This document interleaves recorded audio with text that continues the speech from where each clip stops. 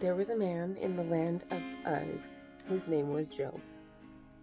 And that man was blameless, upright, fearing God, and turning away from evil. 7 sons and 3 daughters were born to him.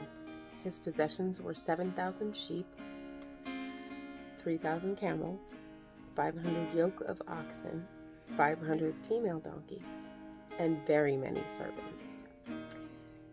And that man was the greatest of all the men of the East. His sons used to go and hold a feast in the house of each one on his day.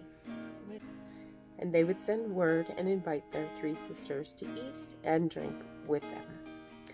When the days of feasting had completed their cycle, Job would send word to them and consecrate them, getting up early in the morning and offering burnt offerings according to the number of them all. For Job said, "Perhaps my sons have sinned and cursed God in their hearts." Job did so continually.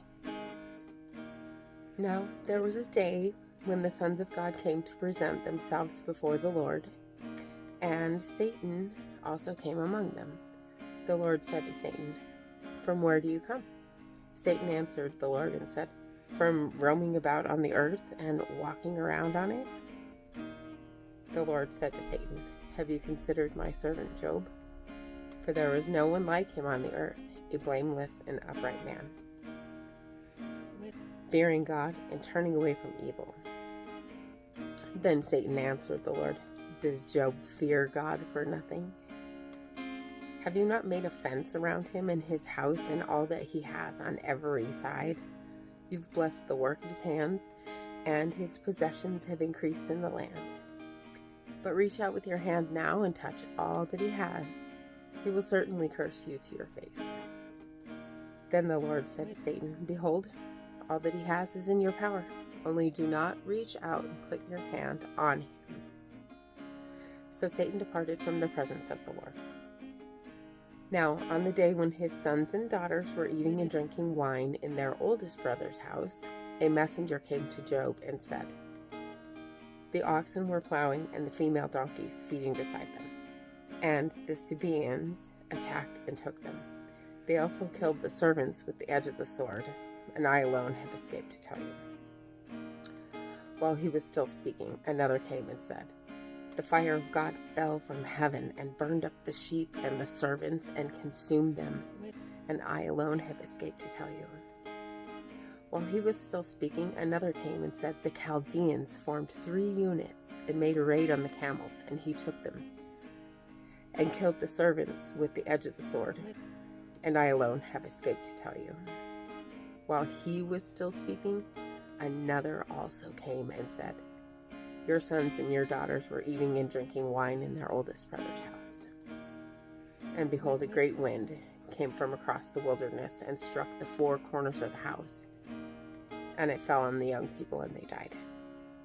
And I alone have escaped to tell you." Then Job got up, tore his robe, and shaved his head.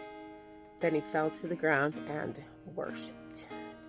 He said, "Naked I came from my mother's womb, and naked I shall return there. The Lord gave, and the Lord has taken away. Blessed be the name of the Lord." Despite all this, Job did not sin, nor did he blame God. Job 2. Again, there was a day when the sons of God came to present themselves before the Lord. And Satan also came among them to present himself before the Lord. The Lord said to Satan, "Where have you come from?" Then Satan answered the Lord and said, "From roaming about on the earth and walking around on it." The Lord said to Satan, "Have you considered my servant Job? For there is none like him on the earth, a blameless and upright man. For there is no one like him, a blameless and upright man, fearing God and turning away from evil. And he still holds firm to his integrity, although you incited me against him to ruin him without cause." Satan answered the Lord and said, "Skin for skin. Yes, all that a man has, he will give for his life. However, reach out with your hand now and touch his bone and his flesh, and he will curse you, to your face." So the Lord said to Satan, "Behold, he is in your power, only spare his life." Then Satan went out from the presence of the Lord and struck Job with severe boils, from the sole of his foot to the top of his head. And Job took a piece of pottery to scrape himself while he was sitting in the ashes. Then his wife said to him, "Do you still hold firm your integrity? Curse God and die." But he said to her, "You are speaking as one of the foolish women speaks. Shall we actually accept good from God, but not accept adversity?" Despite all this, Job did not sin with his lips. Now, when Job's 3 friends heard about all this adversity that had come upon him, they came each one from his own place. Eliphaz the Temanite, Bildad the Shuhite, and Zophar the Naamathite. And they made an appointment together to come to sympathize with him and comfort him. When they looked from a distance and did not recognize him, they raised their voices and wept.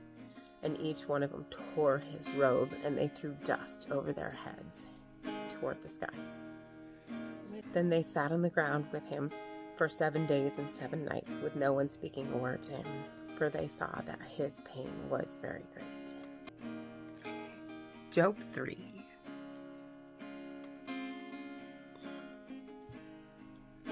Job's lament. Afterward, Job opened his mouth and cursed the day of his birth. And Job said, "May the day on which I was to be born perish, as well as the night which said, 'A boy is conceived.' May that day be darkness. May God above not care for it, nor light shine on it. May darkness and black gloom claim it. May a cloud settle on it. May the blackness of day terrify it. As for that night, may darkness seize it. May it not rejoice among the days of the year. May it not come into the number of months. Behold, may that night be barren. May no joyful shout enter it. May those curse it who curse the day, who are prepared to disturb Leviathan. May the stars of its twilight be darkened. May it wait for light, but have none. And may it not see the breaking dawn, because it did not shut the opening of my mother's womb, or hide trouble from my eyes. Why did I not die at birth, come out of the womb and pass away? Why were the knees there in front of me, and why the breasts that I would nurse? For now I would have laid down and been quiet. I would have slept then. I would have been at rest. With kings and counselors of the earth who rebuilt ruins for themselves, or with rulers who had gold, who were filling their houses with silver, or like a miscarriage which is hidden, I would not exist, as infants that never saw light. There the wicked cease from raging, and there the weary are at rest. The prisoners are at ease together. They do not hear the voice of the taskmaster. The small and the great are there, and the slave is free from his master. Why is light given to one burdened with grief, and life to the bitter of soul, who long for death, but there is none, and dig for it more than for hidden treasures, who are filled with jubilation, and rejoice when they find the grave? Why is light given to a man whose way is hidden, and whom God has shut off? For my groaning comes at the sight of my food, and my cries pour out like water. For what fear comes upon me, and what I dread encounters me. I am not at ease, nor am I quiet. And I am not at rest, but turmoil comes. Job 4. Then Eliphaz the Temanite responded, "If one ventures a word with you, will you become impatient? But who can refrain from speaking? Behold, you have taught many, and you have strengthened weak hands. Your words have helped the stumbling hand, and you have strengthened feeble knees. But now it comes to you, and you are impatient. It touches you, and you're horrified. Is your fear of God not your confidence, and the integrity of your ways your hope? Remember now, whoever perished being innocent, or where were the upright destroyed? According to what I've seen, those who plow wrongdoing and those who sow trouble harvest it. By the breath of God they perish, and by the blast of his anger they come to an end. The roaring of a lion and the voice of a fierce lion, and the teeth of the young lions are broken out. The lion perishes for lack of prey, and the cubs of the lioness are scattered.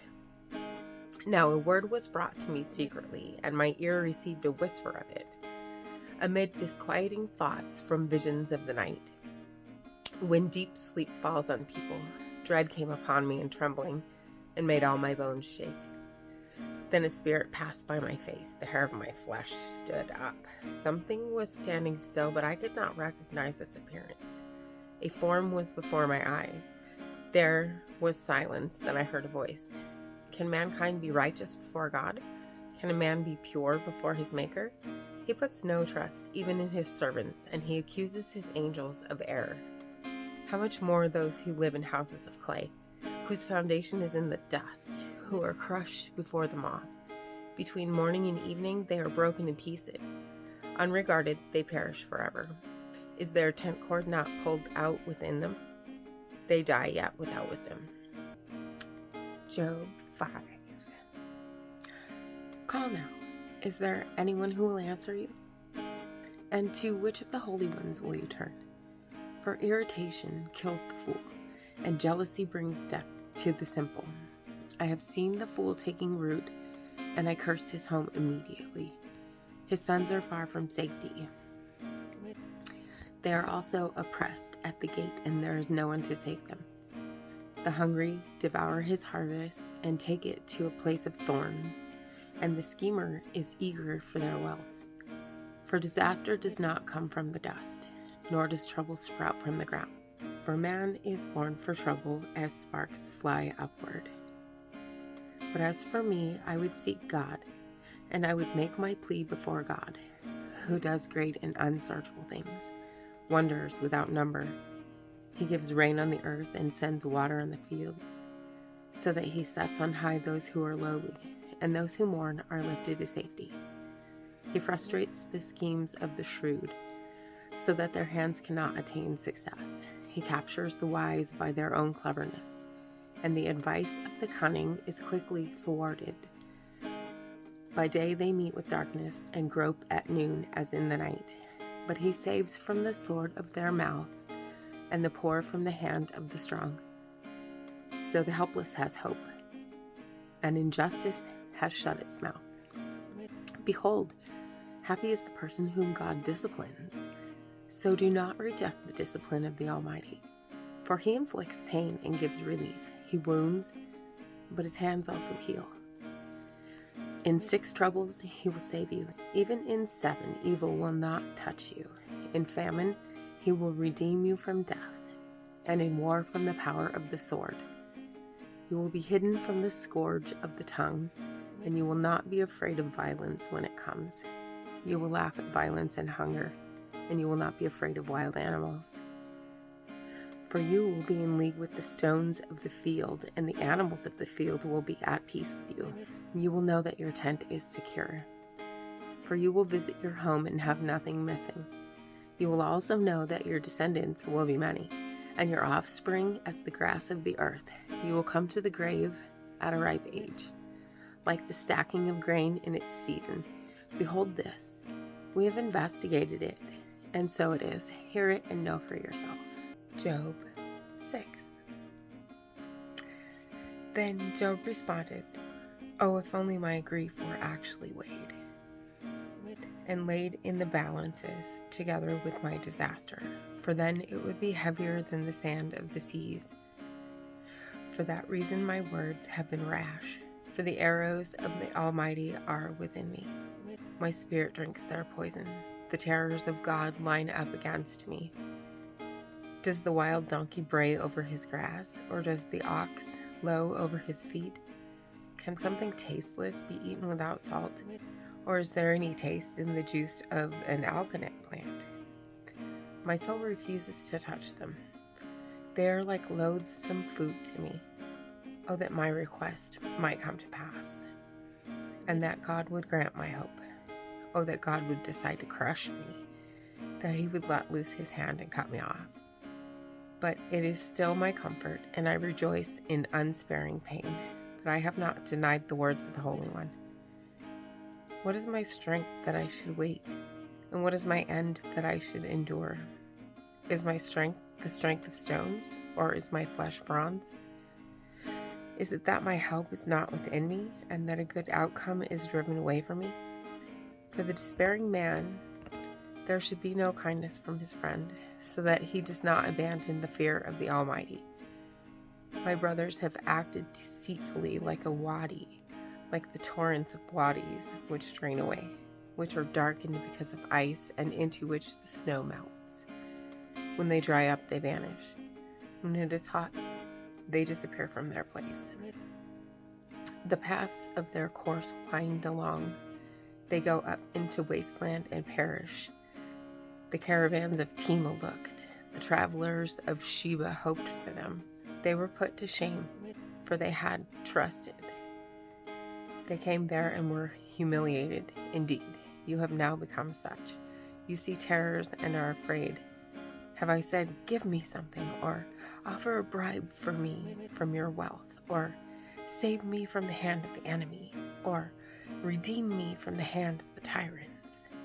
Teach me, and I will be silent, and show me how I have done wrong. How painful are honest words. But what does your argument prove? Do you intend to rebuke my words, when the words of one in despair belong to the wind? You would even cast lots for the orphans and barter over your friend. Now please look at me and see if I am lying to your face. Please turn away. Let there be no injustice. Turn away. My righteousness is still in it. Is there injustice in my tongue? Is there injustice on my tongue? Does my palate not discern disasters? Job 7. Is a person not forced to labor on earth? And are his days not like the days of a hired worker? As a slave pants for the shade, and as a hired worker who eagerly waits for his wages, so I am allotted worthless months, and nights of trouble are apportioned to me. When I lie down, I say, when shall I arise? But the night continues, and I am continually tossing until dawn. My flesh is clothed with maggots and a crust of dirt. My skin hardens and oozes. My days are swifter than a weaver's shuttle, and they come to an end without hope. Remember that my life is a mere breath. My eye will not see goodness again. The eye of him who sees me will no longer look at me. Your eyes will be on me, but I will not exist. When a cloud vanishes, it is gone. In the same way, one who goes down to Sheol does not come up. He will not return to his house again, nor will his place know about him anymore. Therefore, I will not restrain my mouth. I will speak in the anguish of my spirit. I will complain in the bitterness of my soul. Am I the sea or the sea monster that you set a guard over me? If I say, my couch will comfort me, my bed will ease my complaint, then you frighten me with dreams and terrify me with visions, so that my soul would choose suffocation, death rather than my pains. I waste away. I will not live forever. Leave me alone, for my days are only a breath. What is man that you exalt him, and that you are concerned about him, that you examine him every morning and put him to the test every moment? Will you never turn your gaze away from me, nor leave me alone until I swallow my spittle? Have I sinned? What have I done to you, watcher of mankind? Why have you made me your target, so that I am burdened to myself? Why then do you not forgive my wrongdoing and take away my guilt? For now I will lie down in the dust, and you will search for me, but I will no longer exist. Job 8.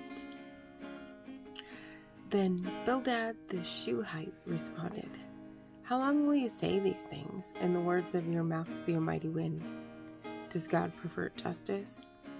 Or does the Almighty pervert what is right? If your sons sinned against him, then he turned them over to the power of their wrongdoing. If you will search for God and implore the compassion of the Almighty, if you're pure and upright, surely now he will stir himself for you and restore your righteous estate.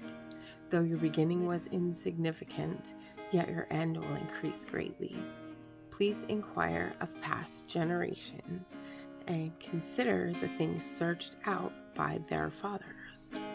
For we are only of yesterday and know nothing, because our days on earth are as a shadow. Will they not teach you and tell you, and bring forth words from their minds? Can papyrus grow tall without a marsh? Can the rushes grow without water? While it is still green and not cut down, yet it withers before any other plant. So are the paths of all who forget God. And the hope of the godless will perish. His confidence is fragile, and his trust is a spider's web. He depends on his house, but it does not stand. He holds on to it, but it does not endure. He flourishes before the sun, and his shoots spread out over his garden. His roots wrap around a rock pile. He grasps a house of stones. If he is removed from his place, then it will deny him, saying, I never saw you. Behold, this is the joy of his way, and out of the dust others will spring. Behold, God will not reject a person of integrity, nor will he help evildoers. He will yet fill your mouth with laughter and your lips with joyful shouting. Those who hate you will be clothed with shame, and the tent of the wicked will no longer exist. Job 9. Wise in heart and mighty in strength, who has defiled him without harm? It is God who removes the mountains, and they do not know how. When he overturns them in his anger, it is he who shakes the earth from its place, and its pillars tremble. Who commands the sun not to shine, and puts a seal on the stars? Who alone stretches out the heavens and tramples down the waves of the sea? Who makes the Bear, Orion, and Pleiades, and the constellations of the south? It is he who does great things, the unfathomable and wondrous works without number. If he were to pass by me, I would not see him. Were he to move past me, I would not perceive him. If he were to snatch away, who could restrain him? Who could say to him, what are you doing? God will not turn back his anger. Beneath him, the helpers of Rahab cower. How then can I answer him and choose my words before him? For though I were right, I could not answer. I would have to implore the mercy of my judge. If I called and he answered me, I could not believe that he was listening to my voice. For he bruises me with a storm and multiplies my wounds without cause. He will not allow me to get my breath, but he saturates me with bitterness. If it is a matter of power, behold, he is the strong one. And if it is a matter of justice, who can summon him? Though I am righteous, my mouth will condemn me. Though I am guiltless, he will declare me guilty. I am guiltless. I do not take notice of myself. I reject my life. It is all one. Therefore I say, he destroys the guiltless and the wicked. If the whip kills suddenly, he mocks the despair of the innocent. The earth is handed over to the wicked. He covers the faces of its judges. If it is not he, then who is it? Now my days are swifter than a runner. They flee away. They see no good. They slip by like reed boats, like an eagle that swoops on its prey. Though I say, I will forget my complaint. I will put my face in order and be cheerful. I'm afraid of all my pains. I know that you will not acquit me. I am guilty. Why then should I struggle in vain? If I washed myself with snow and cleansed my hands with lye, then you would plunge me into the pit, and my own clothes would loathe me. For he is not a man as I am, that I may answer him, that we may go to court together. There is no arbitrator between us. Who can place his hand upon us both? Let him remove his rod from me, and let not the dread of him terrify me. Then I would speak and not fear him. But I am not like that in myself. Job 10. I am disgusted with my own life. I will express my complaint freely. I will speak in the bitterness of my soul. I will say to God, do not condemn me. Let me know why you contend with me. Is it right for you indeed to oppress, to reject the work of your hands, and to look favorably on the plan of the wicked? Do you have eyes of flesh? Or do you see as mankind sees? Are your days like the days of a mortal, or your years like a man's year, that you should search for my guilt and carefully seek my sin? According to your knowledge, I am indeed not guilty. Yet there is no one to save me from your hand. Your hands fashioned and made me altogether. Yet would you destroy me? Remember that you have made me as clay, yet would you turn me into dust again? Did you not pour me out like milk and curdle me like cheese? Clothe me with skin and flesh, and intertwine me with bones and tendons. You have granted me life and goodness, and your care has guarded my spirit. Yet you have concealed these things in your heart. I know that this is within you. If I have sinned, you will take note of me, and will not acquit me of my guilt. If I am wicked, woe to me. But if I am righteous, I dare not lift up my head. I am full of shame and conscious of my misery. And should my head be high, you would hunt me like a lion, and you would show your power against me again. You renew your witnesses against me, and increase your anger toward me. Hardship after hardship is with me. Why then did you bring me out of the womb? If only I had died and no eye had seen me, I should have been as though I had not been, brought from womb to tomb. Would he not leave my few days alone, withdraw from me, so that I may have a little cheerfulness before I go, and I shall not return to the land of darkness and deep shadow, the land of utter gloom like darkness itself, of deep shadow without order, and it shines like darkness. Then Zophar the Naamathite responded, shall a multitude of words go unanswered, and a talkative man be acquitted?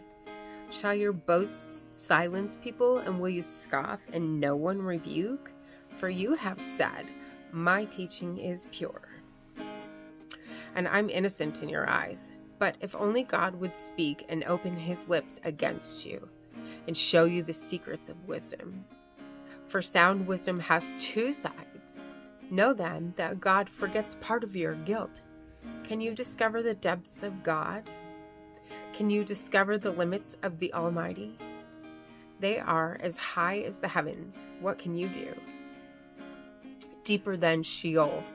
What can you know? Its measurement is longer than the earth and broader than the sea. If he passes by or apprehends people or calls an assembly, who can restrain him? For he knows false people, and he sees injustice without investigating. An idiot will become intelligent when a wild donkey is born a human. If you would direct your heart rightly and spread out your hands to him, if wrongdoing is in your hand, put it far away. And do not let malice dwell in your tents.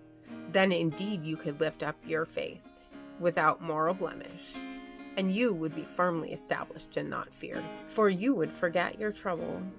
Like waters that have passed by, you would remember it. Your life would be brighter than noonday. Darkness would be like the morning. Then you would trust, because there is hope, and you would look around and rest securely. You would lie down and none would disturb you, and many would flatter you, but the eyes of the wicked will fail, and there will be no escape for them. And their hope is to breathe their last. Job 12. Then Job responded, truly then, you are the people, and with you wisdom will die. But I have intelligence as well as you. I'm not inferior to you. And who does not know such things as these? I am a joke to my friends, the one who called on God, and he answered him, The just and blameless man is a joke. He who is at ease holds disaster in contempt, as prepared for those whose feet slip. The tents of the destroyers prosper, and those who provoke God are secure, whom God brings into their power. But just ask the animals and have them teach you, and the birds of the sky and have them tell you. Or speak to the earth and have it teach you. Have the fish of the sea tell you. Who among all these does not know that the hand of the Lord has done this? In whose hand is the life of every living thing, and the breath of all mankind? Does the ear not put words to the test, as the palate tastes its food? Wisdom is with the aged, and with long life comes understanding. Wisdom and might are with him. Advice and understanding belong to him. Behold, he tears it down, and it cannot be rebuilt. He imprisons a person, and there is no release. Behold, he restrains the waters, and they dry up. And he sends them out, and they inundate the earth. Strength and sound wisdom are with him. One who goes astray and one who leads astray belong to him. He makes advisors walk barefoot and makes fools of judges. He undoes the binding of kings and ties a loincloth around their waist. He makes priests walk barefoot and overthrows the secure ones. He deprives the trusted ones of speech and takes away the discernment of elders. He pours contempt on nobles and loosens the belt of the strong. He reveals mysteries from the darkness and brings the deep darkness into light. He makes the nations great, then destroys them. He enlarges the nations, then leads them away. He deprives the leaders of the earth's people of intelligence and makes them wander in a pathless wasteland. They grope in darkness with no light, and he makes them stagger like a drunken person. Job 13 and 14. Behold, my eye has seen all this, my ear has heard and understood it. What you know, I also know. I'm not inferior to you, but I would speak to the Almighty, and I desire to argue with God. But you smear me with lies. You are all worthless physicians. Oh, that you would be completely silent, and that it would become your wisdom. Please hear my argument, and give your attention to the contentions of my lips. Will you speak what is unjust for God, and speak what is deceitful for him? Will you show partiality for him? Will you contend for God? Will it go well when he examines you? Or will you deceive him as one deceives a man? He will certainly punish you if you secretly show partiality. Will his majesty not terrify you, and the dread of him fall upon you? Your memorable sayings are proverbs of ashes. Your defenses are defenses of clay. Be silent before me so that I may speak. Then let come upon me what may. Why should I take my flesh in my teeth and put my life in my hands? Though he slay me, I will hope in him. Nevertheless, I will argue my ways before him. This also will be my salvation, for a godless person cannot come before his presence. Listen carefully to my speech, and let my declaration fill your ears. Behold, now I have prepared my case. I know that I will be vindicated. Who could contend with me? For then I would be silent and die. Only two things I ask, that you do not do to me. Then I will not hide from your face. Remove your hand from me. And may the dread of you not terrify me. Then call and I will answer, or let me speak, then reply to me. How many are my guilty deeds and sins? Make known to me my wrongdoing and my sin. Why do you hide your face and consider me your enemy? Will you scare away a scattered leaf? Or will you pursue the dry chaff? For you write bitter things against me, and make me inherit the guilty deeds of my youth. You put my feet in the stocks and watch all my paths. You set a limit for the soles of my feet while I am decaying like a rotten thing, like a garment that is moth-eaten. Man who is born of a woman is short-lived and full of turmoil. Like a flower, he comes out and withers. He also flees like a shadow and does not remain. You also open your eyes on him and bring him into judgment with yourself. Who can make the clean out of the unclean? No one. Since his days are determined, the number of his months is with you, and you have set his limits so that he cannot pass. Look away from him so that he may rest, until he fulfills his day like a hired worker. For there is hope for a tree when it is cut down, that it will sprout again, and its shoots will not fail. Though its roots grow old in the ground and its stump dies in the dry soil, at the scent of water it will flourish and produce sprigs like a plant. But a man dies and lies prostrate. A person passes away, and where is he? As water evaporates from the sea and a river becomes parched and dried up, so a man lies down and does not rise. Until the heavens no longer exist, he will not awake nor be woken from his sleep. Oh, that you would hide me in Sheol, that you would conceal me until your wrath returns to you, that you would set a limit for me and remember me. If a man dies, will he live again? All the days of my struggle I'll wait, until my relief comes. You will call and I will answer you. You will long for the work of your hands, for now you number my steps. You do not observe my sin. My wrongdoing is sealed up in a bag, and you cover over my guilt. But the falling mountain crumbles away, and the rock moves from its place. Water wears away stones. Its torrents wash away the dust of the earth. So you destroy a man's hope. You forever overpower him, and he departs. You change his appearance and send him away. His sons achieve honor, but he does not know it. Or they become insignificant, and he does not perceive it. However, his body pains him, and his soul mourns for himself. Job 15. Then Eliphaz the Temanite responded, Should a wise man answer with windy knowledge and fill himself with the east wind? Should he argue with useless talk or with words which do not benefit? Indeed, you do away with reverence and hinder meditation before God. For your wrongdoing teaches your mouth, and you choose the language of the cunning. Your own mouth condemns you, and not I, and your own lips testify against you.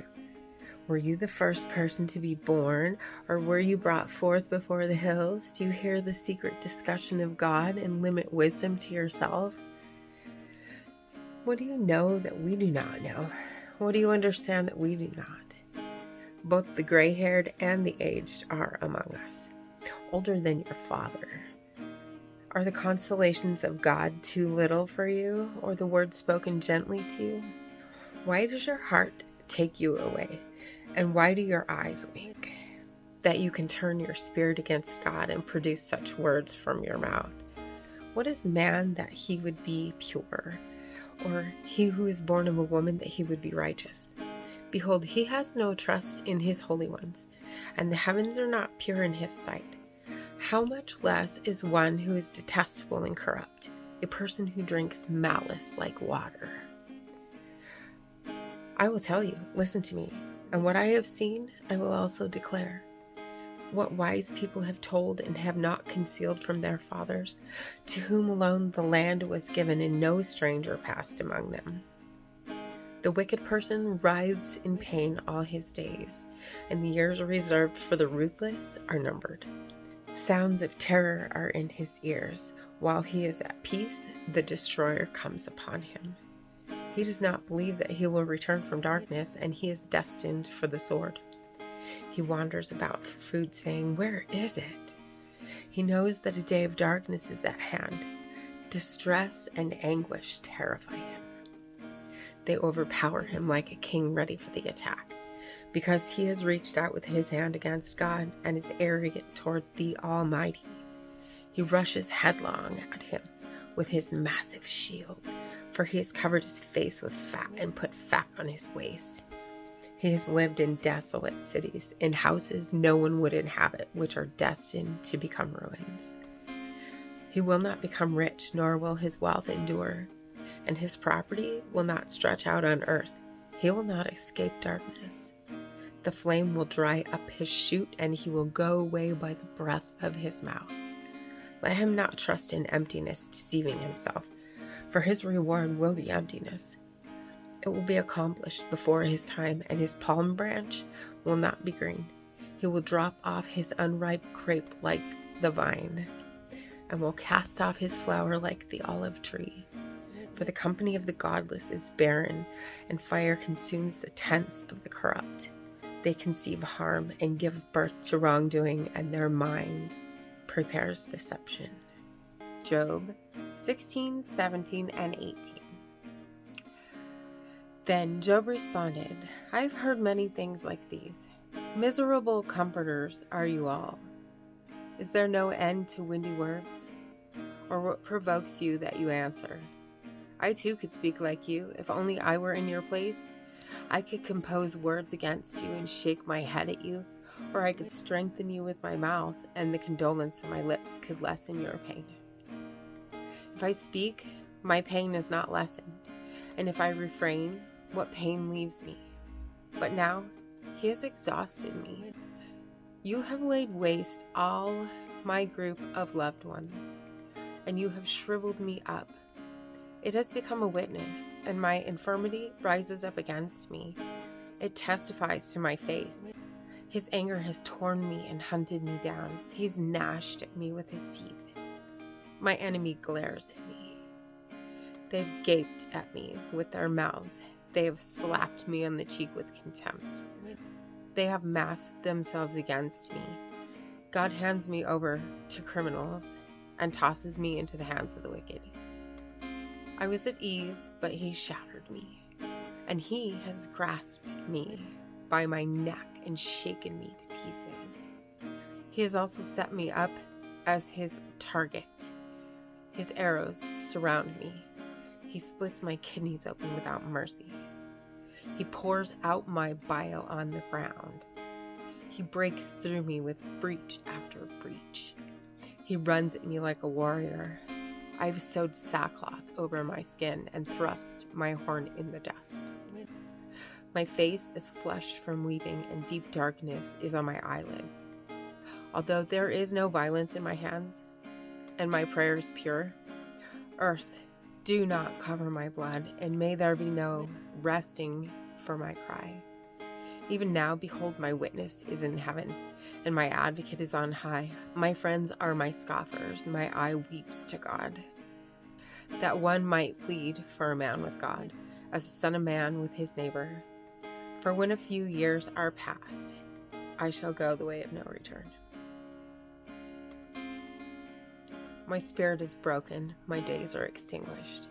The grave is ready for me. Mockers are certainly with me, and my eye gazes on their provocation. Make a pledge for me with yourself. Who is there that will be my guarantor? For you have kept their hearts away from understanding. Therefore, you will not exalt them. He who informs against friends for a share of the spoils, the eyes of his children also will perish. But he has made me a proverb among the people, and I am one at whom people spit. My eye has become inexpressive because of grief, and all my body parts are like a shadow. The upright will be appalled at this, and the innocent will stir himself up against the godless. Nevertheless, the righteous will hold to his way, and the one who has clean hands will grow stronger and stronger. But come again, all of you now, for I do not find a wise man among you. My days are past, my plans are torn apart. The wishes of my heart, they make night into day, saying, the light is near in the presence of darkness. If I hope for Sheol as my home, I make my bed in the darkness. If I call to the grave, you are my father. To the maggot, my mother and my sister. Where then is my hope, and who looks at my hope? Will it go down with me to Sheol? Shall we together go down into the dust? Then Bildad the Shuhite responded, How long will you hunt for words?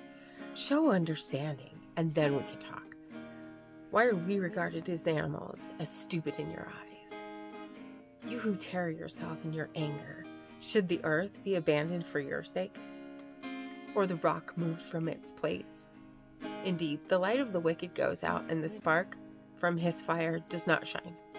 The light in his tent is darkened, and his lamp goes out above him. His vigorous stride is shortened, and his own plan brings him down.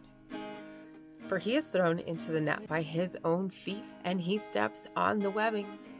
A snare seizes him by the heel, and a trap snaps shut on him. A noose for him is hidden in the ground, and a trap for him on the pathway.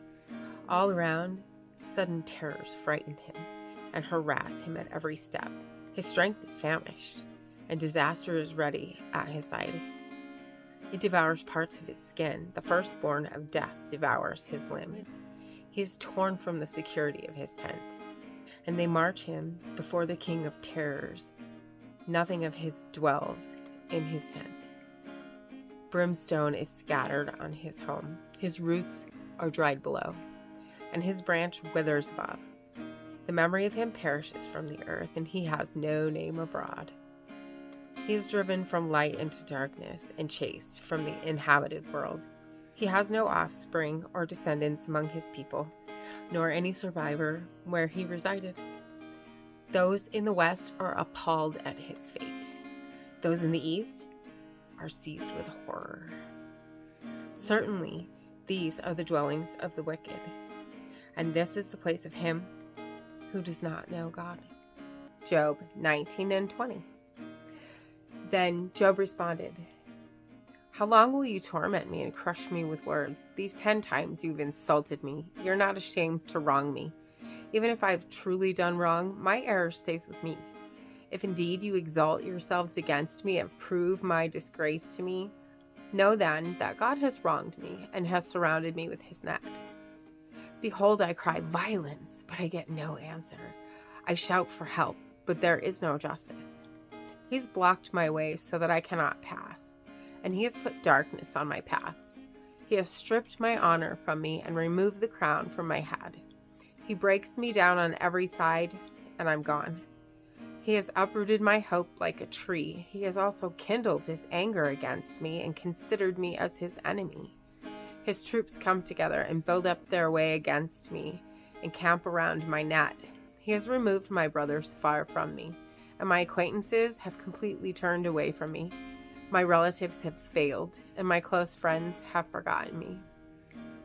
Those who live in my house and my servant women consider me a stranger. I'm a foreigner in their sight. I call to my servant, but he does not answer. I have to implore his favor with my mouth. My breath is offensive to my wife, and I am loathsome to my own brothers. Even young children despise me. I stand up and they speak against me. All my associates loathe me, and those I love have turned against me. My bone clings to my skin and my flesh, and I have escaped only by the skin of my teeth. Pity me, you friends of mine, for the hand of God has struck me.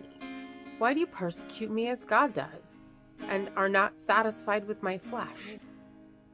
Oh, that my words were written. Oh, that they were recorded in a book, that with an iron stylus and lead they were engraved in the rock forever. Yet as for me, I know that my Redeemer lives, and at the last he will take his stand on earth. Even after my skin is destroyed, yet from my flesh I will see God, whom I, on my part, shall behold for myself, and whom my eyes will see and not another. My heart faints within me.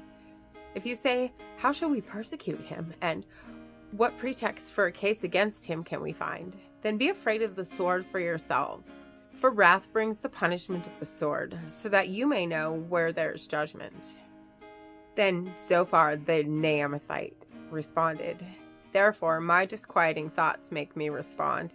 Even because of my inward agitation, I listened to the reprimand which insults me, and the spirit of my understanding makes me answer. Do you know this from ancient times, from the establishment of mankind on earth, that the rejoicing of the wicked is short, and the joy of the godless momentary? Though his arrogance reaches the heavens, and his head touches the clouds, he perishes forever like his refuse. Those who have seen him will say, where is he? He flies away like a dream, and they cannot find him. Like a vision of the night, he is chased away. The eye which saw him sees no longer, and his place no longer beholds him. His sons favor the poor, and his hands give back his wealth. His bones are full of his youthful strength, but it lies down with him in the dust. Though evil tastes sweet in his mouth, and he hides it under his tongue, though he desires it and will not let it go, but holds it in his mouth, yet his food in his stomach is changed to the venom of cobras within him. He swallows riches, but will vomit them up. God will expel them from his belly. He sucks the poison of cobras. The viper's tongue kills him. He does not look at the streams, the rivers flowing with honey and curds. He returns the product of his labor and cannot swallow it. As to the riches of his trading, he cannot even enjoy them. For he has oppressed and neglected the poor. He has seized a house which he has not built, because he knew no quiet within him. He does not retain anything he desires. Nothing remains for him to devour. Therefore his prosperity does not endure.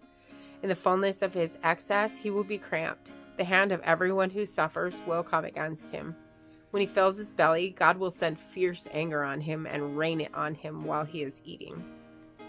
He may flee from the iron weapon, but the bronze bow will pierce him. It is drawn and comes out of his back, even the flashing point from his gallbladder. Terrors come upon him. Complete darkness is held in reserve for his treasures. An unfanned fire will devour him. It will consume the survivor in his tent. The heavens will reveal his guilt, and the earth will rise up against him. The increase of his house will disappear. His possessions will flow away on the day of his anger. This is a wicked person's portion from God, the inheritance decreed to him by God. Job 21 and 22. Then Job responded, "Listen carefully to my speech, and let this be your way of consolation. Bear with me, that I may speak. Then after I've spoken, you may mock me. As for me, is my complaint too immortal? Or why should I not be impatient? Look at me and be astonished, and put your hand over your mouth. Even when I remember, I'm disturbed, and horror takes hold of my flesh. Why do the wicked still live, grow old, and also become very powerful? Their descendants endure with them in their sight, and their offspring before their eyes. Their houses are safe from fear, and the rod of God is not on them. His ox mates without fail, his cow calves, and does not miscarry. They send out their boys like the flock, and their children dance. They sing with the tambourine and harp, and rejoice at the sound of the flute. They spend their days in prosperity, and suddenly they go down to Sheol. Yet they say to God, 'Go away from us. We do not even desire the knowledge of your ways.' Who is the Almighty that we should serve him, and what would we gain if we plead with him? Behold, their prosperity is not in their hand. The advice of the wicked is far from me. How often is the lamp of the wicked put out? Or does their disaster fall on them? Does God apportion destruction in his anger? Are they as straw before the wind, and like chaff which the storm carries away? You say, God saves up a person's wrongdoings for his sons. Let God repay him so that he may know it. Let his own eyes see his destruction, and let him drink of the wrath of the Almighty. For what does he care about his household after him, when the number of his months is at an end? Can anyone teach God knowledge, in that he judges those on high? One dies in his full strength, being wholly undisturbed and at ease. His sides are filled with fat, and the marrow of his bones is wet, while another dies with a bitter soul, never even tasting anything good. Together they lie down in the dust, and maggots cover them. Behold, I know your thoughts and the plots you devise against me. For you say, where is the house of the nobleman, and where's the tent, the dwelling places of the wicked? Have you not asked travelers, and do you not examine their evidence? For the wicked person is spared a day of disaster. They are led away from a day of fury.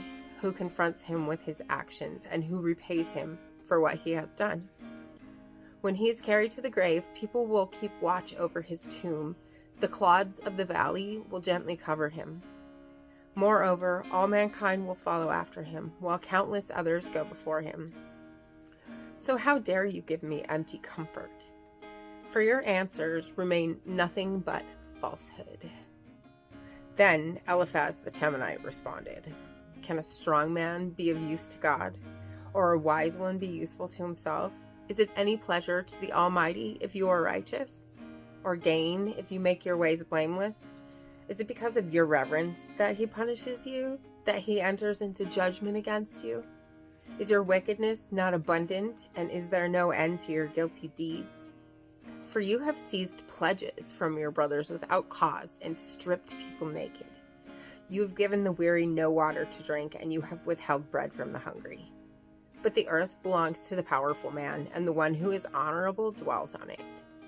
You have sent widows away empty, and the strength of orphans has been crushed.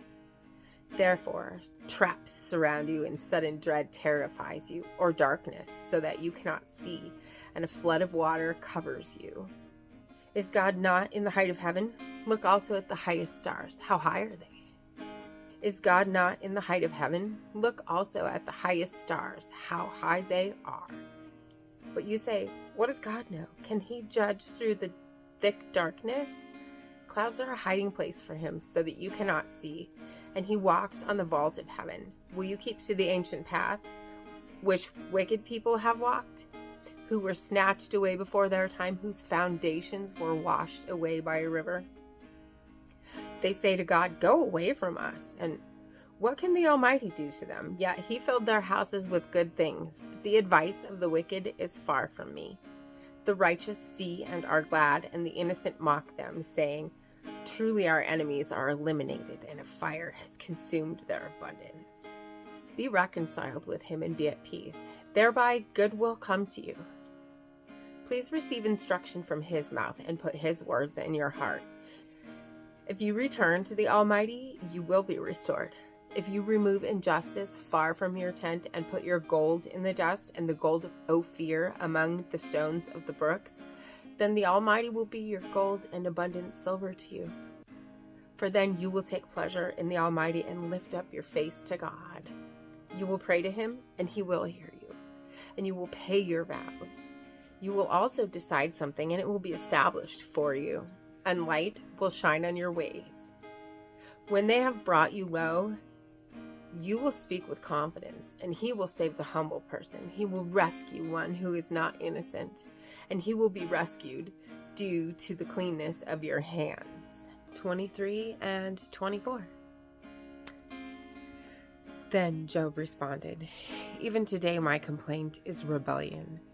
His hand is heavy despite my groaning. Oh, that I knew how to find him, that I might come to his home. I would present my case before him and fill my mouth with arguments.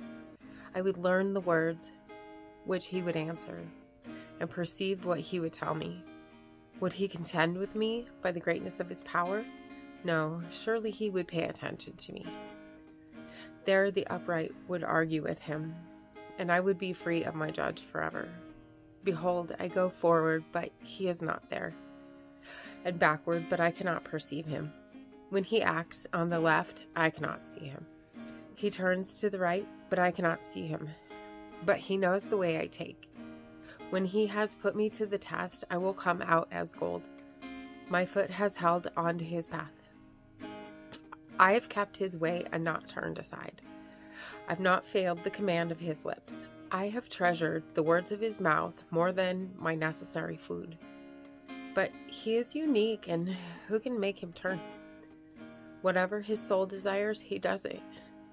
For he carries out what is destined for me, and many such destinies are with him. Therefore, I would be terrified at his presence. When I consider this, I'm frightened of him. It is God who has made my heart faint, and the Almighty who has terrified me. But I am not destroyed by darkness, nor by deep gloom, which covers me. Why are times not stored up by the Almighty? And why do these who know him not see his days?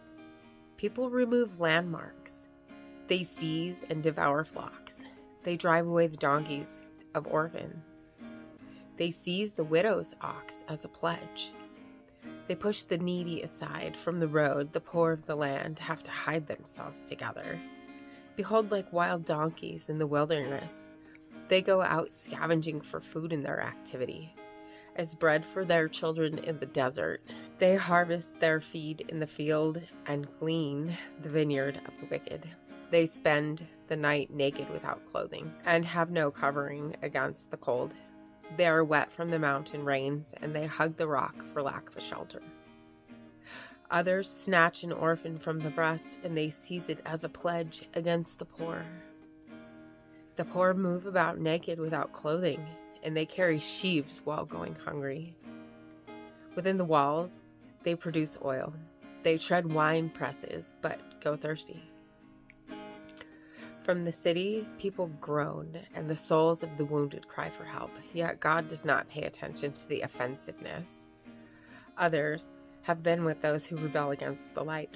They do not want to know its ways, nor stay in its paths. The murderer arises at dawn. He kills the poor and the needy, and at night he is like a thief. The eye of the adulterer watches for twilight, saying, "No eye will see me," and he disguises his face in the darkness. They dig into houses. They shut themselves up by day. They do not know the light. For the morning is the same to him as thick darkness. For he is familiar with the terrors of thick darkness. They are insignificant on the surface of the water. Their plot of land on the earth is cursed. They do not turn toward the vineyards. Dryness and heat snatch away the snow waters, as Sheol snatches those who have sinned. A mother will forget him. The maggot feeds sweetly until he is no longer remembered. And injustice will be broken like a tree. He wrongs the infertile woman and does no good for the widow, but he drags off the mighty by his power. He rises, but no one has assurance of life. He provides them with security, and they are supported. And his eyes are on their ways. They are exalted a little while, then they're gone. Moreover, they are brought low, and like everything, they are gathered up. Like the heads of grain, they wither. Now, if it is not sin, who can prove me a liar and make my speech worthless? Job 25, 26, and 27.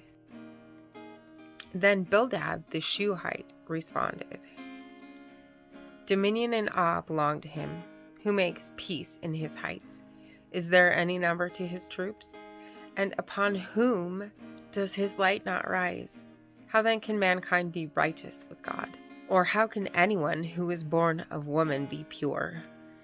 If even the moon has no brightness and the stars are not pure in his sight, how much less man, that maggot, and a son of man, that worm?" Then Job responded, "What a help you are to the weak. You have saved the arm without strength. What advice you have given to one without wisdom. What helpful insight you have abundantly provided. To whom have you uttered words? And whose spirit was expressed through you? The departed spirits are made to tremble under the waters and their inhabitants. Sheol is naked before him, and Abaddon has no covering. He stretches out the north over empty space and hangs the earth on nothing. He wraps up the waters in his clouds, and the cloud does not burst under them. He obscures the face of the full moon and spreads his cloud over it. He has inscribed a circle on the surface of the waters at the boundary of light and darkness. The pillars of heaven tremble and are amazed at his rebuke. With his power he quieted the sea, and by his understanding he shattered Rahab. By his breath the heavens are cleared. His hand has pierced the fleeing serpent. Behold, these are the fringes of his ways, and how faint a word we hear of him. But his mighty thunder, who can understand? Job again took up his discourse and said, "As God lives, who has taken away my right, and the Almighty who has embittered my soul, for as long as life is in me and the breath of God is in my nostrils, my lips will certainly not speak unjustly, nor will my tongue mutter deceit far be it from me that I should declare you right. Until I die, I will not give up my integrity. I have kept hold of my righteousness and will not let it go. My heart does not rebuke any of my days. May my enemy be as the wicked, and my opponent as the criminal. For what is the hope of the godless when he makes an end of life?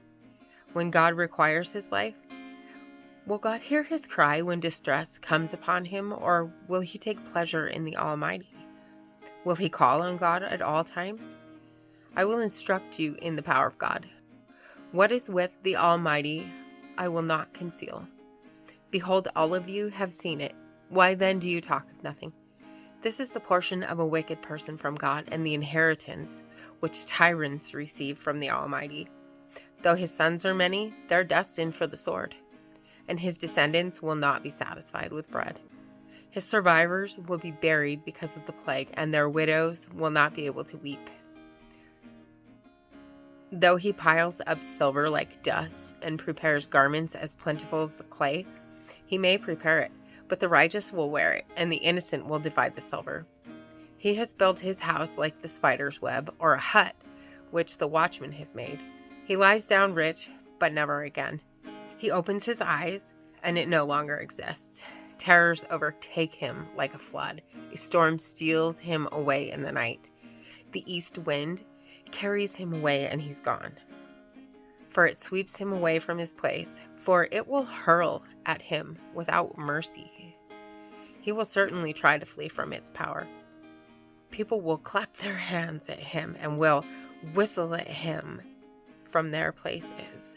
Job 28 and 29. Certainly there is a mine for silver and a place for refining gold. Iron is taken from the dust, and copper is smelted from rock. Man puts an end to darkness, and to the farthest limit he searches out the rock in gloom and deep shadow. He sinks a shaft away from inhabited areas forgotten by the foot. They hang and swing away from people.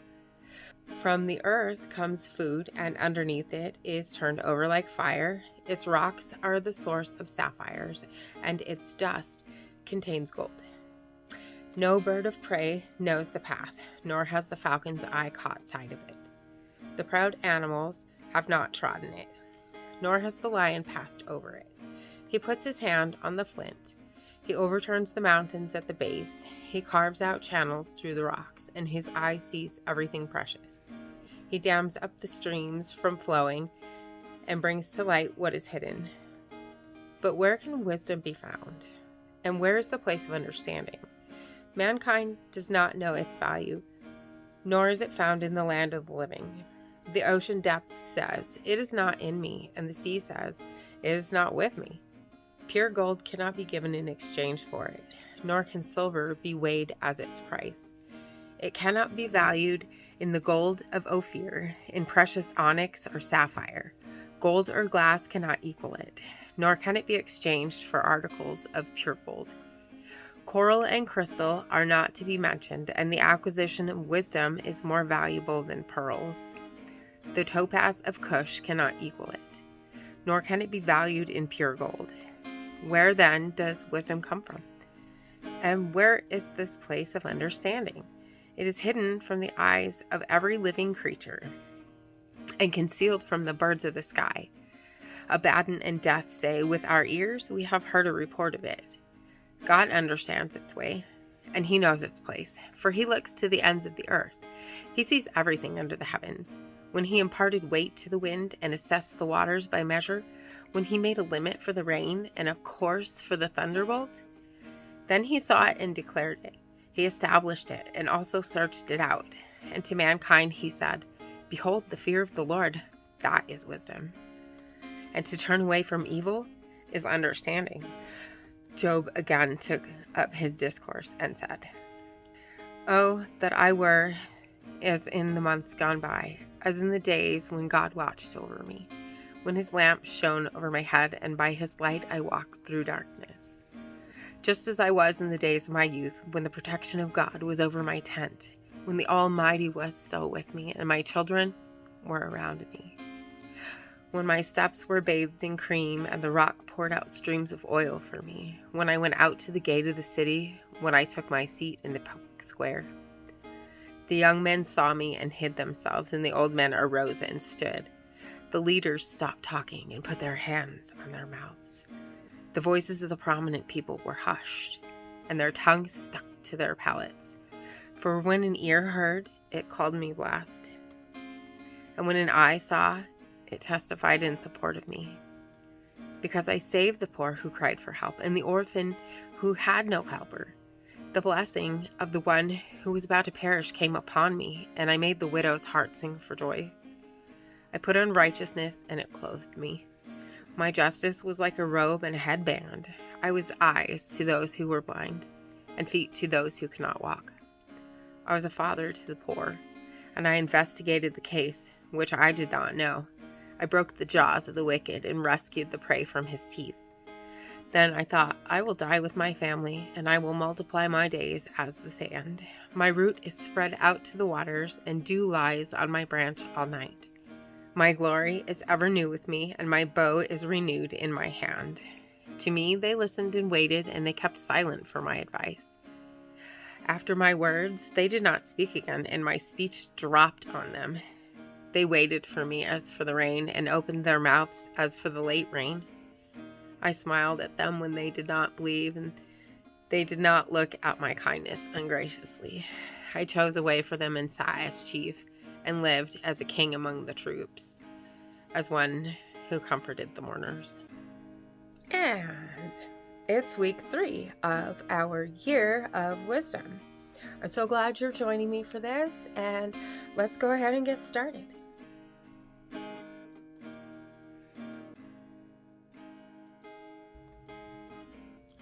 Day 21.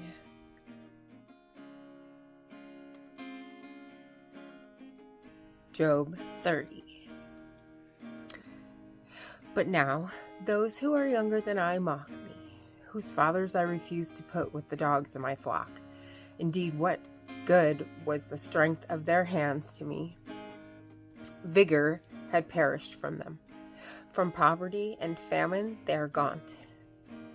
They who gnaw at the dry ground by night in waste and desolation, who pluck saltweed by the bushes, and whose food is the root of the broom shrub, they are driven from the community. They shout against them as against a thief, so that they live on the slopes of ravines, in holes in the ground and among the rocks. Among the bushes they cry out. Under the weeds they are gathered together. Worthless fellows, even those without a name. They were cast out from the land, and now I have become their taunt, and I have become a byword to them. They loathe me and stand aloof from me, and they do not refrain from spitting in my face. Because he has undone my bowstring and afflicted me, they have cast off the bridle before me. On the right hand their mob arises. They push aside my feet and pile up their ways of destruction against me. They break up my path. They promote my destruction. No one restrains them. As through a wide gap they come, amid the storm they roll on. Sudden terrors are turned upon me. They chase away my dignity like the wind, and my prosperity has passed away like a cloud. And now my soul is poured out within me. Days of misery have seized me. At night it pierces my bones within me, and my gnawing pains do not rest. By a great force my garment is distorted. It ties me up like the collar of my coat. He has thrown me into the mire, and I have become like dust and ashes.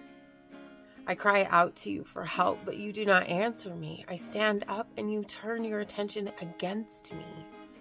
You've become cruel to me. With the strength of your hand, you persecute me. You lift me up to the wind and make me ride it, and you dissolve me in a storm. For I know that you will bring me to death and to the house of meeting for all living. Yet, does one in a heap of ruins not reach out with his hand, or in his disaster does he not cry out for help?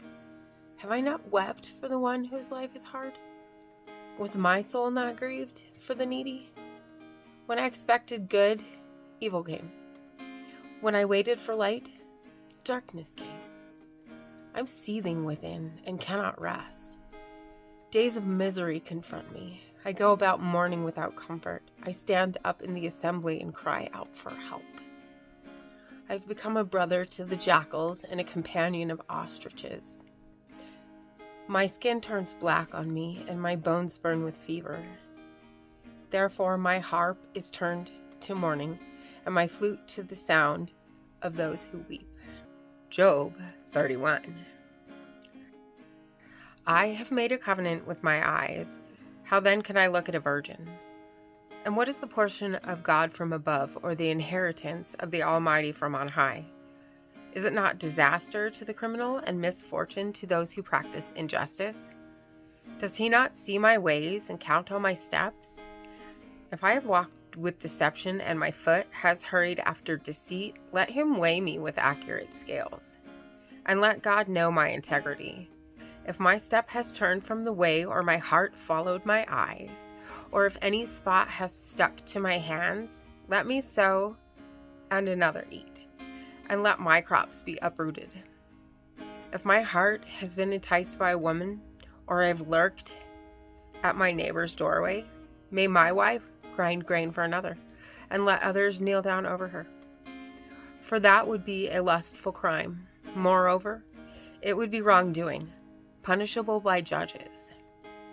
For it would be fire that consumes to abaddon, and would uproot all my increase. If I have rejected the claim of my male or female slaves, when they filed a complaint against me, what then can I do when God arises? And when he calls me to account, how am I to answer him? Did he who made me in the womb not make him, and the same one create us in the womb? If I have kept the poor from their desire, or have caused the eyes of the widow to fail, or have eaten my morsel alone, and the orphan has not shared it, but from my youth he grew up with me as with a father, and from my infancy I guided her. If I've seen anyone perish for lack of clothing, or that the needy have no covering, if his waist has not thanked me, and if he has not been warmed with the fleece of my sheep, if I have lifted up my hand against the orphan because I saw I had support in the gate, may my shoulder fall from its socket, and my arm be broken off at the elbow. For disaster from God is a terror to me, and because of his majesty I can do nothing. If I have put my confidence in gold and called fine gold my trust, if I have gloated because my wealth was great and because my hand had obtained so much, if I have looked at the sun when it shone, or the moon going in splendor, and my heart was secretly enticed, and my hand threw a kiss from my mouth, that too would have been a guilty deed calling for judgment. For I would have denied God above. Have I rejected at the misfortune of my enemy, or become excited when evil found him? No, I have not allowed my mouth to sin by asking for his life in a curse. Have the people of my tent not said, who can find one who has not been satisfied with his meat? The stranger has not spent the night outside, for I have opened my doors to the traveler. Have I covered my wrongdoings like a man, by hiding my guilt in my shirt pocket? Because I feared the great multitude and the contempt of families terrified me, and I kept silent and did not go out of doors? Oh, that I had one to hear me. Here is my signature. Let the Almighty answer me. And the indictment which my adversary has written, I would certainly carry it on my shoulder. I would tie it to myself like a garland. I would declare to him the number of my steps. Like a prince, I would approach him. If my land cries out against me and its furrows weep together, if I have eaten its fruit without money, or have caused its owners to lose their lives, may the thorn bush grow instead of wheat, and stinkweed instead of barley. The words of Job are ended. Job 32. Then these three men stopped answering Job because he was righteous in his own eyes. But the anger of Elihu, the son of Barachel, the Buzite, and of the family of Ram, burned against Job. His anger burned because he justified himself before God. And his anger burned against his 3 friends because they had found no answer, yet they had condemned Job. Now Elihu had waited to speak to Job, because they were years older than he. But when Elihu saw that there was no answer in the mouth of the 3 men, his anger burned. So Elihu, the son of Barachel, the Buzite, spoke out and said, I am young in years, and you are old. Therefore I was shy and afraid to tell you what I think. I thought age should speak, and increased years should teach wisdom. But it is a spirit that is in mankind, and the breath of the Almighty gives them understanding. The abundant in years may not be wise, nor may elders understand justice. So I say, listen to me. I too will tell what I think. Behold, I waited for your words. I listened to your skillful speech.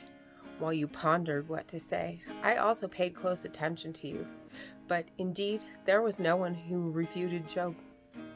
Not one of you answered his words. So do not say, we have found wisdom. God will defeat him, not man. But he has not presented his words against me, nor will I reply to him with your arguments. They are dismayed. They no longer answer. Words have failed them. Should I wait because they're not speaking? Because they have stopped and no longer answer?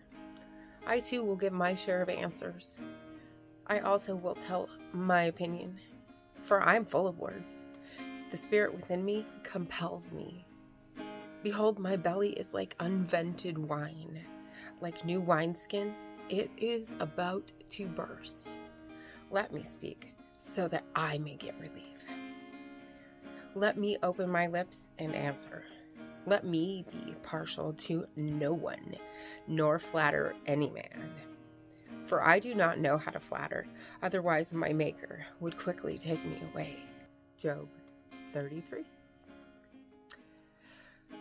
However, please hear my speech, Job, and listen to all my words.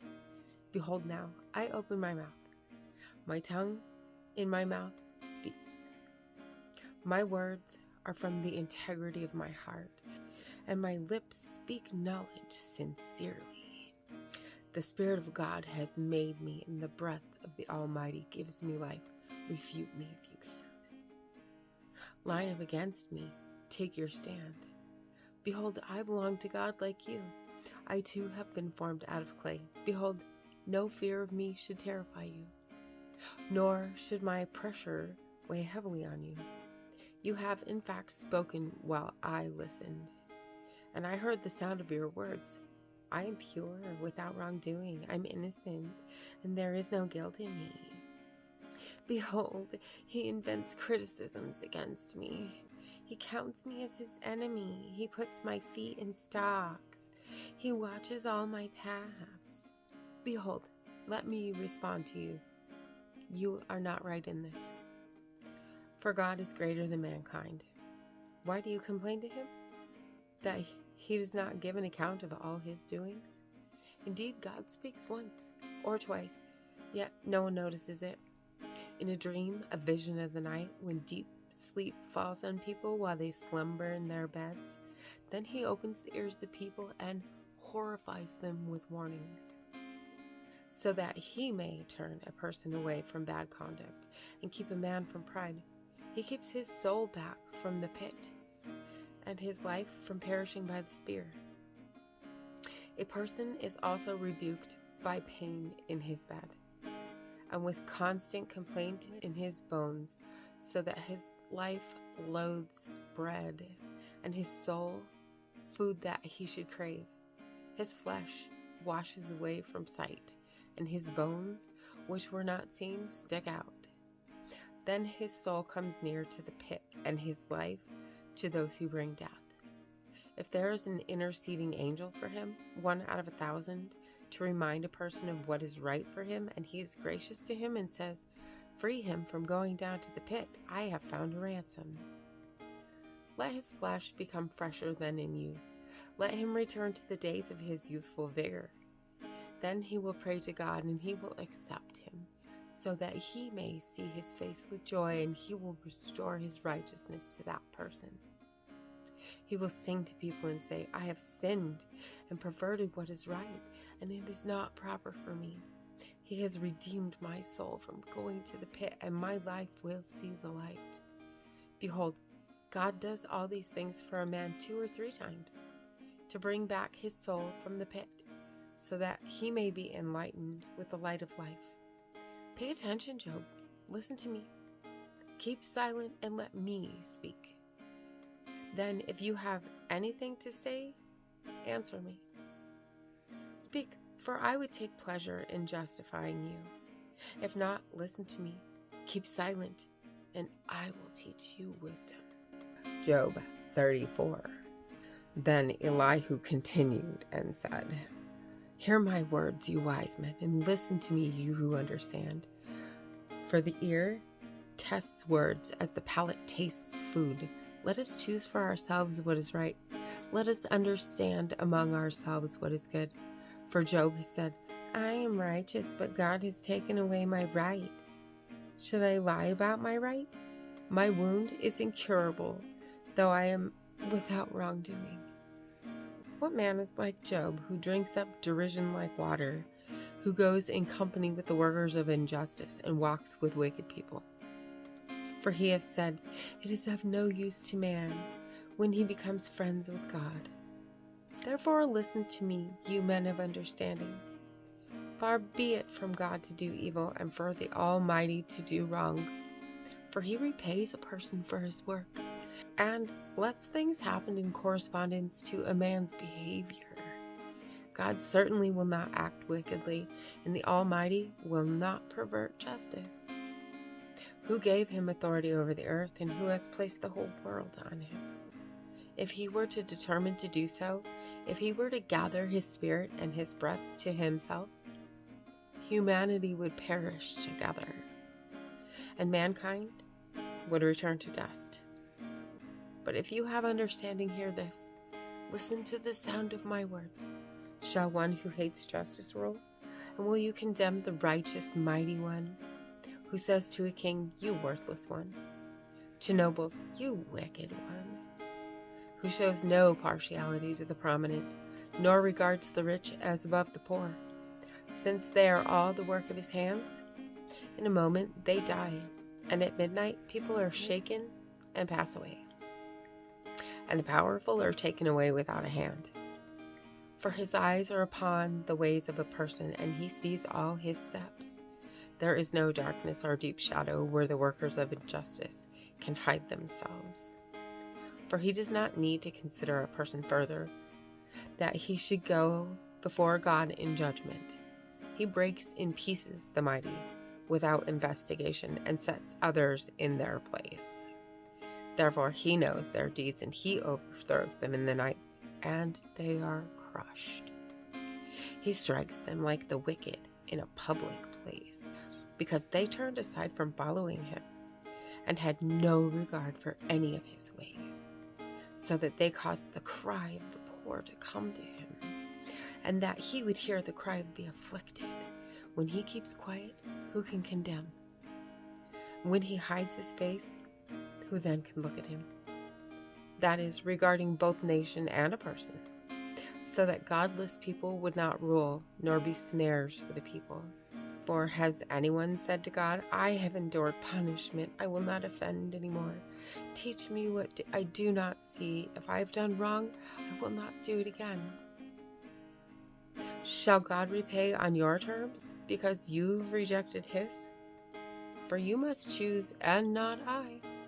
Therefore declare what you know. Men of understanding will say to me, and a wise man who hears me. Job speaks without knowledge, and his words are without wisdom. Oh, that Job were tested to the limit, because he answers like sinners. For he adds rebellion to his sin. He claps his hands among us and multiplies his words against God. Job 35 and 36. Then Elihu continued and said, Do you think this is in accordance with justice? Do you say, my righteousness is more than God's? For you say, what advantage will it be to you? What benefit will I have more than if I had sinned? I will answer you and your friends with you. Look at the heavens and see, and look at the clouds. They are higher than you. If you have sinned, what do you accomplish against him? And if your wrongdoings are many, what do you do to him? If you are righteous, what do you give him? Or what does he receive from your hand?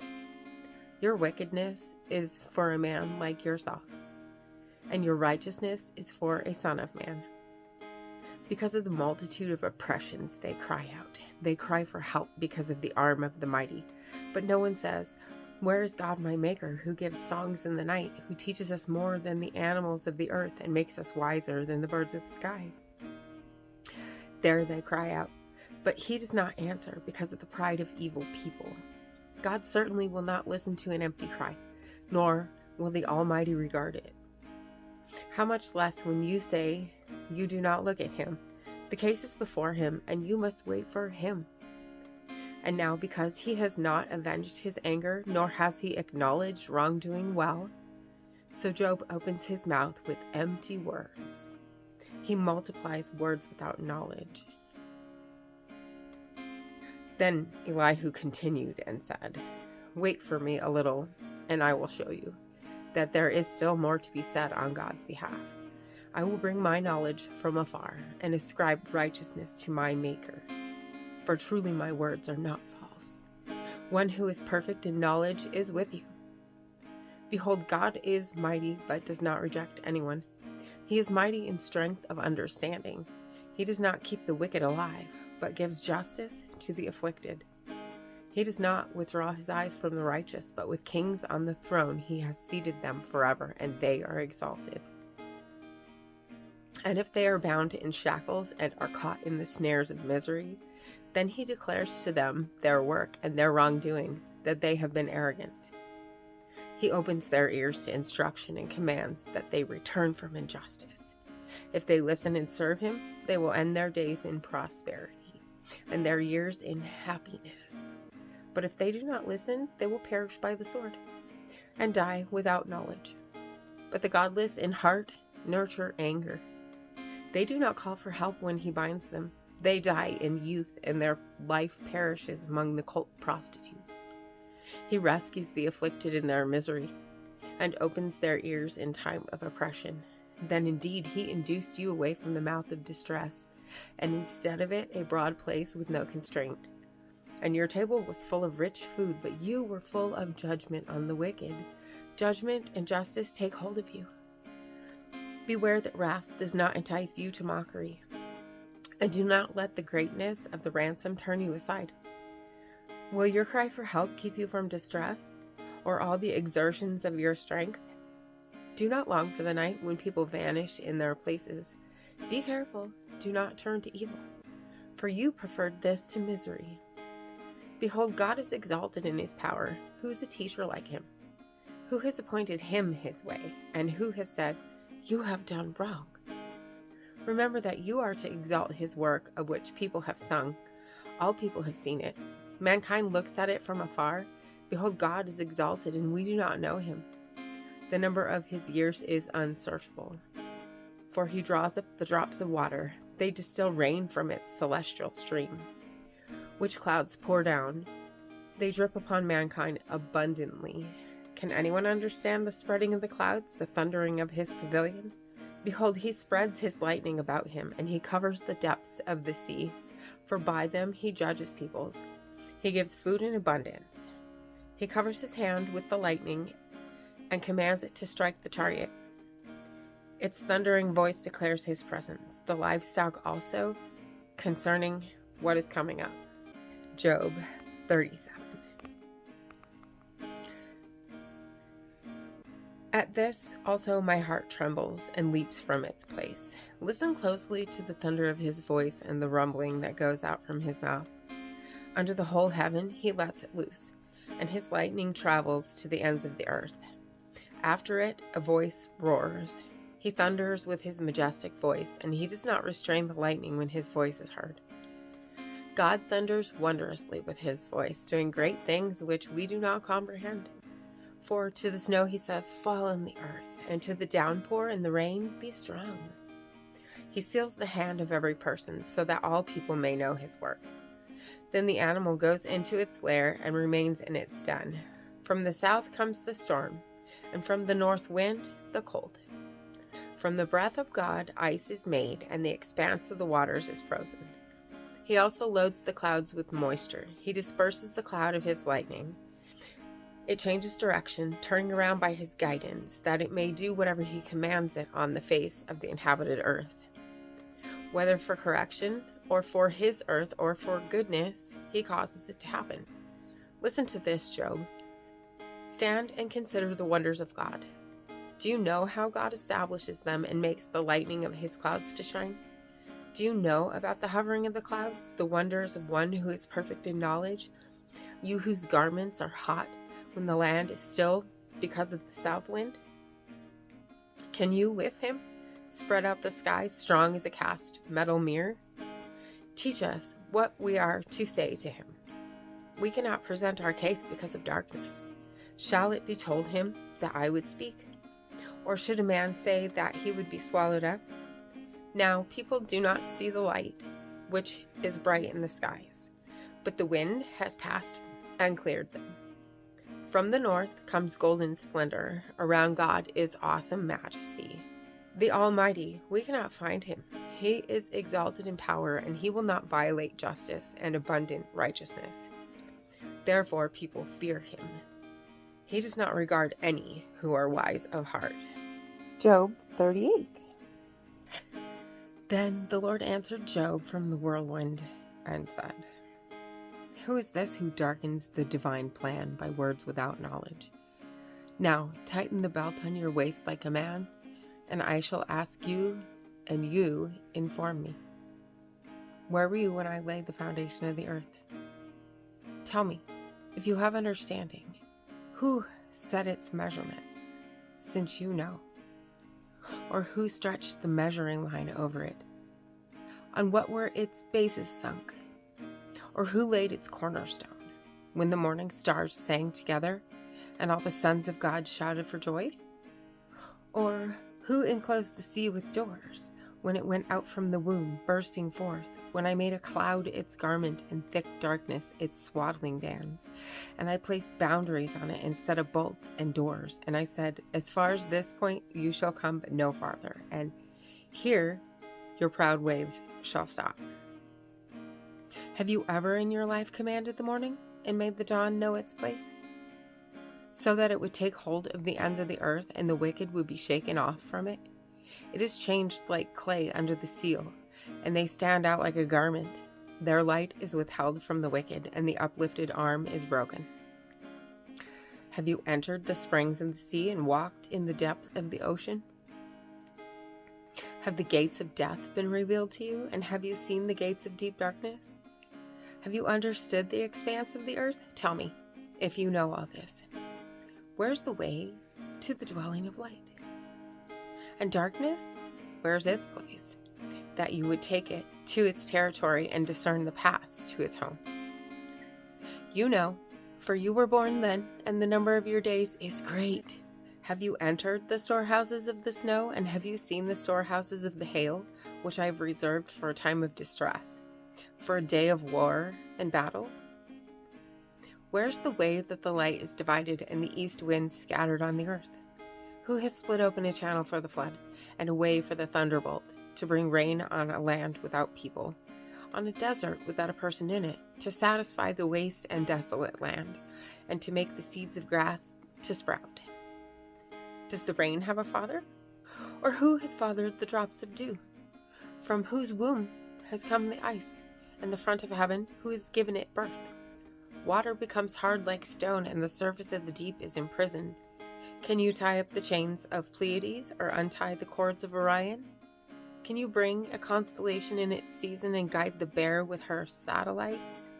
Do you know the ordinances of the heavens? Or do you establish their rule over the earth? Can you raise your voice to the clouds so that an abundance of water will cover you? Can you send flashes of lightning so that they may go and say to you, 'Here we are'? Who's put wisdom in the innermost being or given understanding to the mind? Who can count the clouds by wisdom and pour out the water jars of the heavens? When the dust hardens into a mass and the clods stick together? Can you hunt the prey for the lioness or satisfy the appetite of young lions when they crouch in their hiding places and lie in wait in their lair? Who prepares feed for the raven when its young cry to God and wander about without food? Job 39. Do you know the time the mountain goats give birth? Do you observe the calving of the deer? Can you count the months they fulfill? Or do you know the time they give birth? They kneel down, they deliver their young, they get rid of their labor pains. Their offspring become strong, they grow up in the open field. They leave and do not return to them. Who sent the wild donkey out free? Who opened the bonds of the swift donkey? To whom I gave the wilderness as his home, and the salt land as his dwelling place. He laughs at the turmoil of the city. He does not hear the shouting of the taskmaster. He explores the mountains of his pasture and searches after every green thing. Will the wild bull be willing to serve you, or will he spend the night at your feeding trough? Can you tie down the wild bull in a furrow with ropes, or will he plow the valleys after you? Will you trust him because his strength is great and leave your labor to him? Will you have faith in him that he will return your grain and gather it from his threshing floor? The wings of the ostrich flap joyously with the pinion and feathers of love. For she abandons her eggs to the earth and warms them in the dust, and she forgets that a foot may crush them, or that a wild animal may trample them. She treats her young cruelly, as if they were not hers. Though her labors for nothing, she's unconcerned, because God has made her forget wisdom and has not given her a share of understanding. When she rushes away on high, she laughs at the horse and his rider. Do you give the horse his might? Do you clothe his neck with a mane? Do you make him leap like locusts? His majestic snorting is frightening. He paws in the valley and rejoices in his strength. He goes out to meet the battle. He laughs at fear and is not dismayed. And he does not turn back from the sword. The quiver rattles against him, the flashing spear and javelin. He races over the ground with a roar and fury. And he does not stand still when he hears the sound of the trumpet. As often as the trumpet sounds, he says, "Aha!" And he senses the battle from afar, and the thunder of the captains and the war cry. Is it by your understanding that the hawk soars, stretching his wings toward the south? Is it at your command that the eagle flies high and makes his nest on high? He dwells and spends his nights on the cliff, on the rocky cliff, an inaccessible place. From there he tracks food. His eyes look at it from afar. His young ones also lick up blood greedily. And where the slain are, there he is. Job 40. Then the Lord said to Job, will the fault finder contend with the Almighty? Let him who rebukes God give an answer. Then Job answered the Lord and said, behold, I am insignificant. What can I say in response to you? I put my hand on my mouth. I have spoken once, and I will not reply. Or twice, and I will add nothing more. And then the Lord answered Job from the whirlwind and said, now, tighten the belt on your waist like a man. I will ask you, and you will instruct me. Will you really nullify my judgment? Will you condemn me so that you may be justified? Or do you have an arm like God, and can you thunder with a voice like his? Adorn yourself with pride and dignity, and clothe yourself with honor and majesty. Let out your outbursts of anger, and look at everyone who is arrogant, and humble him. Look at everyone who is arrogant, and humble him, and trample down the wicked where they stand. Hide them together in the dust, imprison them in the hidden place. Then I will also confess to you that your own right hand can save you. Behold, Behemoth, which I made as well as you, eats grass like an ox. Behold, his strength is in his waist, and his power in the muscles of his belly. He hangs his tail like a cedar. The tendons of his thighs are knit together. His bones are tubes of bronze. His limbs are like bars of iron. He's the first of the ways of God. Let his maker bring his word near. Indeed, the mountains bring him food, and all the animals of the field play there. He lies down under the lotus plants, in the hiding place of the reeds and the marsh. The lotus plants cover him with shade. The willows of the brook surround him. If a river rages, he's not alarmed. He's confident, though the Jordan rushes to his mouth. Can anyone capture him when he is on watch? Can anyone pierce his nose with barbs? Job 41 and 42. Can you drag out Leviathan with a fishhook and press down his tongue with a rope? Can you put a rope in his nose and pierce his jaw with a hook? Will he make many pleas to you, or will he speak to you gentle words? Will he make a covenant with you? Will you take him as a servant forever? Will you play with him as with a bird, and tie him down for your young girls? Will the traders bargain for him? Will they divide him among the merchants? Can you fill his skin with harpoons, or his head with fishing spears? Lay your hand on him. Remember the battle. You will not do it again. Behold, your expectation is false. Will you be hurled down even at the sight of him? No one is so reckless that he dares to stir him. Who then is he who opposes me? Who has been first to give to me that I should repay him? Whatever is under the entire heaven is mine. I will not be silent about his limbs, or his mighty strength, or his graceful frame. Who can strip off his outer covering? Who can pierce his double armor? Who can open the doors of his face? Around his teeth there is terror. His strong scales are his pride, locked as with a tight seal. One is so close to another that no air can come between them. They are joined one to another. They clasp each other and cannot be separated. His sneezes flash forth light, and his eyes are like the eye of dawn. From his mouth go burning torches. Sparks of fire leap forth. From his nostrils smoke goes out, as from a boiling pot and burning reeds. His breath sets coals aglow, and a flame goes forth from his mouth. In his neck dwells strength, and dismay leaps before him. The folds of his flesh are joined together, firm and immovable on him. His heart is as firm as a stone, and as firm as a lower millstone. When he rises up, the mighty are afraid. Because of the crashing, they're bewildered. The sword that reaches him cannot prevail, nor the spear, the dart, or the javelin. He regards iron as straw, bronze as rotten wood.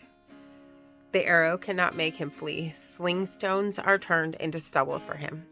Clubs are regarded as stubble. He laughs at the rattling of the javelin.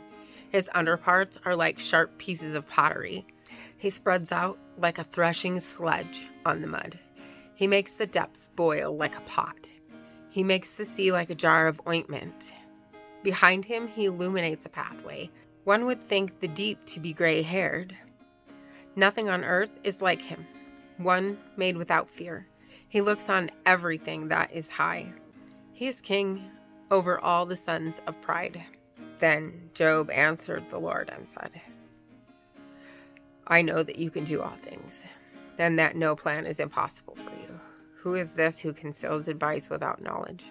Therefore I have declared that which I did not understand, things too wonderful for me which I do not know. Please listen, and I will speak. I will ask you, and you instruct me. I have heard of you by the hearing of the ear, but now my eye sees you. Therefore I retract, and I repent, sitting on dust and ashes.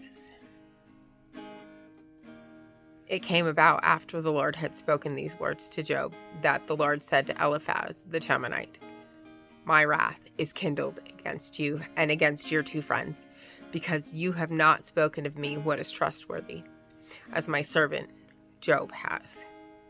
Now therefore, take yourself 7 bulls and 7 rams, and go to my servant Job, and offer up a burnt offering for yourselves, and my servant Job will pray for you. For I will accept him, so as not to do with you as your foolishness deserves, because you have not spoken of me what is trustworthy, as my servant Job has. So Eliphaz the Temanite, Bildad the Shuhite, and Zophar the Naamathite went and did as the Lord told them, and the Lord accepted Job.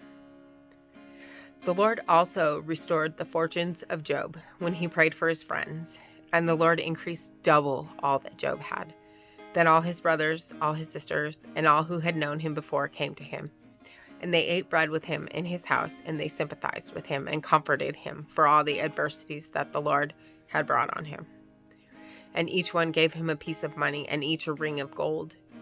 The Lord blessed the latter days of Job more than the beginning, and he had 14,000 sheep, 6,000 camels, 1,000 yoke of oxen, and 1,000 female donkeys. He also had 7 sons and 3 daughters. He named the first Jemimah, the second Kezia, and the third Keren Hapuch. In all the land, no women were found as beautiful as Job's daughters, and their father gave them inheritances among their brothers. After this, Job lived 140 years and saw his sons and grandsons 4 generations. And Job died, an old man and full of days.